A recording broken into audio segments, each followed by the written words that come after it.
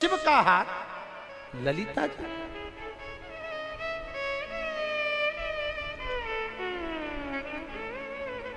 इस कथा को सुनने के बाद लोगों के मन में बहुत सारी भ्रांतियां भी आई, बहुत भ्रांति।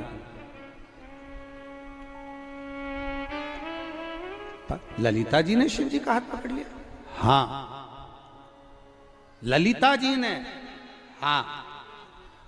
और कहीं कहीं के बहुत बहुत चतुर चतुर लोग प्रवचन में कह देते हैं कि स्त्री को शंकर भगवान के शिवलिंग को नहीं छूना चाहिए, जल नहीं चढ़ाना चाहिए, स्पर्श नहीं करना चाहिए, चढ़ा हुआ जल नहीं पीना चाहिए। उन विद्वानों को ये कथा सुन लेना चाहिए कि ललिता जी ने शंकर भगवान का हाथ पकड़ा।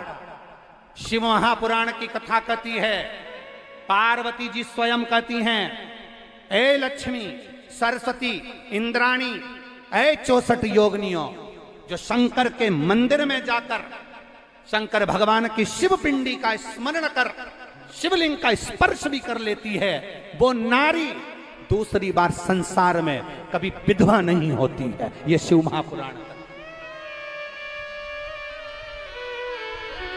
वो नारी कभी बेधव्य नहीं हो सकती जो शंकर की भक्ति में डूबी हुई। कोई कहते हैं महाराज जी, क्या विधवा नारी सोमवार व्रत कर सकती है? क्यों नहीं?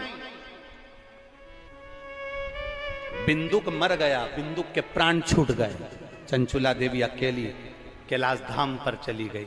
हाथ जोड़कर चुप होकर बैठी थी। पार्वती जी ने पूछ लिया, तू मौन क्यों है कैलाश पर? और मौन? शिव महापुराण की कथा में कोई आए मौन होकर नहीं।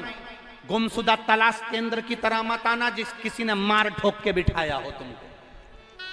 शिव महापुराण की कथा में जब भी जाना, इतने प्रसन्न होकर जाना कि मेरे बाबा से मिलने जा रही हूं, अपने मायके अपने पिता से मिलने जा रही हूं। भोलेनाथ मेरा पिता है, मेरा बाप है, मेरा मायका है। शिव महापुराण की कथा मैं शिव महापुराण की कथा में शंकर से मिलने, मेरे पिता से मिलने जा रही हूं। और एक बेटी अपने बाप से अपने दिल की बात कहने जा रही है।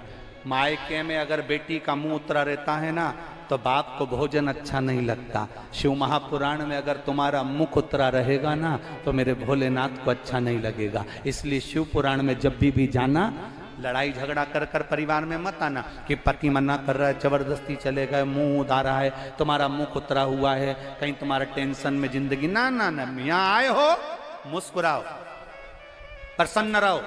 हमने एक बार पहले भी कथा में कहा, तुम्हारी जिंदगी में कितना भी दुख हो, तुम्हारी जिंदगी में कितनी भी ठोकरें खा रहे हो, तुम्हारी जिंदगी में कितना भी कष्ट हो, तुम्हारी जिंदगी में कितनी बड़ी भी बीमारी हो, कैंसर जैसा भी रोग हो, किडनी लीवर तक बेकार हो गए हो, हमने एक बात आप लोगों से कही, शंकर के मंदिर में जाकर जल चढ़ाना, बड़े खुश होकर चढ़ाना, बड़े प्रसन्न होकर चढ़े। तो हॉस्पिटल में दिखाने जाओ तो शंकर जी के मंदिर के सामने से खिलकर, मुस्कुराकर, हंसकर जाना। तो शंकर भगवान को पार्वती जी भी कहेगी, भोलेनाथ इतना दर्द है इसकी जिंदगी में, इतनी दुखी है, इसके बाद भी आपके सामने मुस्कुरा कर जा रही है। शंकर जी कहते हैं, जो मेरे सामने मुस्कुरा कर जाता है, मैं उसको रोने नहीं देता, आशीर्वाद देता हूं, तुम मुस्कुराते रहे।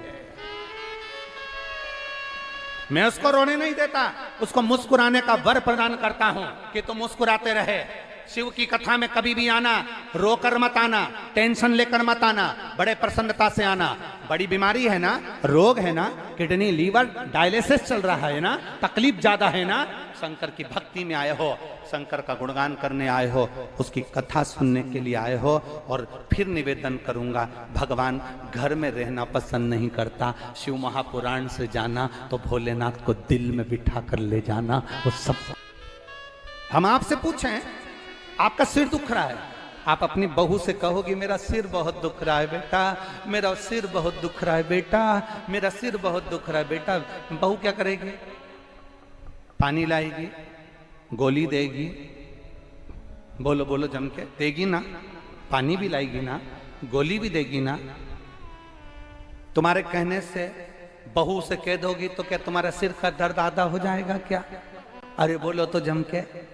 तुम सारी दुनिया में कहते फिरो महारा तो गोड़ा घना दुख है, महारा तो पाँव बहुत दुख है, महारा तो घुटना बहुत दुख रहा है, घुटना बहुत दुख रहा है। तुम दुनिया में कहते फिरो कुछ नहीं होगा, दवाई तुम्हें खाना है, इलाज तुम्हें करवाना है, घुटना तुम्हारा दुख रहा है, दूसरे से कहकर काय को फालतू की बात करते हो। इससे अच्छा है महादेव के मंदिर में जाओ, उससे कहो ये शरीर, ये मन, ये चित्त, ये वृत्ति आपकी है,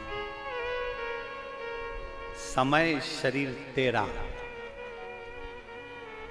बाबा ए शंभो, ए मेरे भोलेनाथ, ये शरीर को पलंग पर मत पटक देना कि तेरा मंदिर छूट जाए।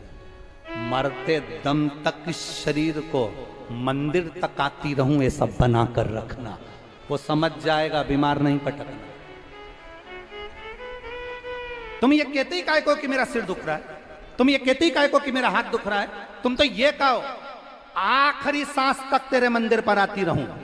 इस शरीर को ऐसा बनाकर रखना, पलंग पर मत पटकना, शरीर ऐसा बनाना कि तेरे मंदिर में आती रहूं। भगवान समझ जाएंगे इतने में सब काम हो गया, अभी इसको बीमार नहीं पटकना, आती रहेगी। शरीर ठीक है तो आए। दुनिया का सबसे बड़ा सेठ कौन है? अरे बोलो रे, जम के बोलो जरा। दुनिया का सबसे सेठ व्यक्ति कौन? जिसके पास में बंगला है वो सेठ है। अरे बोलो जम के। जिसके पास 4-5 गाड़ियां हैं वो सेठ है। जिसके पास सोना चांदी 2-2, 4-4, 5-5 किलो है वो सेठ है। जिसके घर में बेटे बहू सब कुछ है वो सेठ है। दुनिया का सबसे सेठ, दुनिया का सबसे अमीर व्यक्ति वो है जिसके घर में एक भी दवाई गोली नहीं है, वो दुनिया का सेठ है।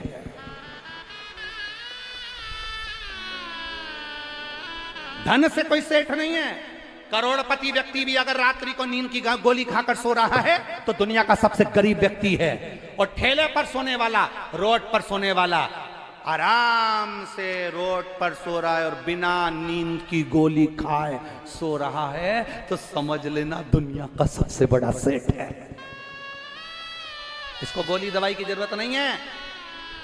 सोने चांदी की अंबानियां लगी है, 4-4 4 व्हीलर गाड़ियां हैं, डनलप का गद्दा बिछा है, एसी का रूम है, दूध का गिलास दरवाजे पर है, सब कुछ घर में सुख है। और रोज सोने से पहले 4-5 गोलियां खाकर सोना पड़ रहा है, तो तुम सेठ नहीं हो, तुम बहुत अमीर नहीं हो, तुम बहुत गरीब हो। शिव पुराण कहती है प्रथम सुख, बोलो बोलो जम के बोलो, प्रथम सुख निरोगी का।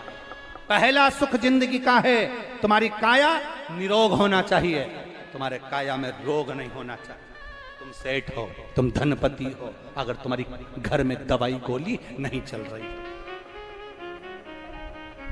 आप में से जितने भी लोग आए हैं, अगर नींद की गोली नहीं खाते हैं तो दुनिया के सबसे बड़े सेठ आप हो। भगवान से कहना ये नींद की गोली खाने की कभी जरूरत ना पड़े, ऐसी कृपा कर। अगर नींद की गोली खा रहे हो तो गरीब हो, और अगर नींद की गोली नहीं खा रहे हो तो सेठ हो। चैन की नींद सो रहे हो, थकान हो गई, कोई बात नहीं, व्यापार व्यवसाय में ऊंच नीच चलती रहती है, बिना टेंशन के सो रहे हो, बाबा के भरोसे सो रहे हो, तो फिर क्या सोचो, क्या सोचो,